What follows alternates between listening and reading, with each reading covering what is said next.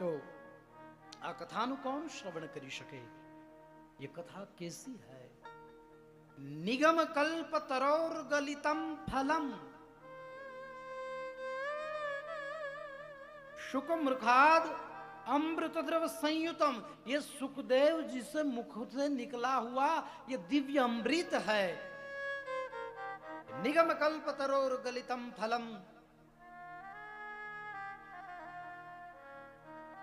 आ अमृत केवू छे તમે વિચાર કરો।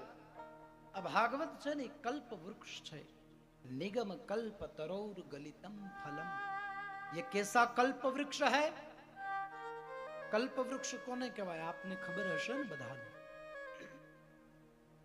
कल्प वृक्ष एटले एना चरण में बेसी अने तमे जेवी कल्पना करो, तमे जे मागो ई आपी दे, एने कहेवाय कल्प वृक्ष।